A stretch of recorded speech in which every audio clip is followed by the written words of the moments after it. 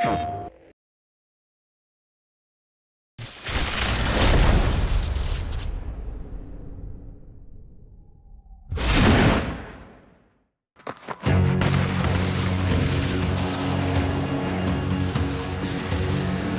say bring it.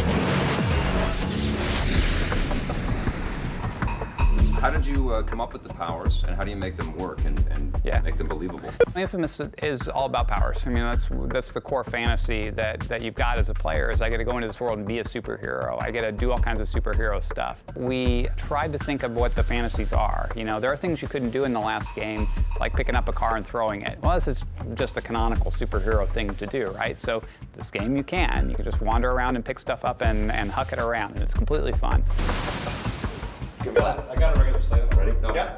We knew we didn't want to start off with, all he can do is shoot little sparks out of his hand. We knew we were taking forward a guy who's already reached some of his potential. So he's going to have all of the basic powers that Cole had earned in the Empire City story in Infamous 1.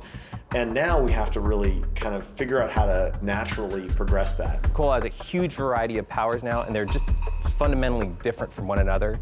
And your play style is going to be different than mine, and that's great, and we want to just support that. A lightning bolt to the face, right? That's one option. A spread shot that does all this collateral damage to everybody around, but you don't care because you're an evil jackwagon. Great. You should have that option. We wanted to have some stuff that was just spectacular, over the top. So like the ionic vortex, the tornado that you can throw out, is that. We just wanted something where you just felt like you were a god among men. Sending this tube of destruction down the street and seeing chaos in its wake. Cole can cover himself in napalm and dash forward. And so you can just crash into cars or people or whatever and send everyone flying.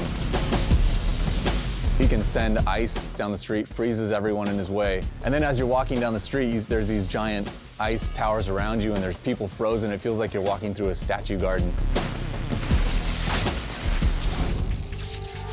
We gave him this weapon called an amp, of course, because it amplifies his electricity, and just let him go to town on people's skulls. When he hits people with it, not only is it just smashing them, but it's also translating all of that electricity into their body. So it's kind of the best of both worlds. And this is a weapon only Cole can use, right? Because he's the only guy with electricity in his body like that. To anyone else, it's just a big, heavy, weird-looking fork. Not for Cole.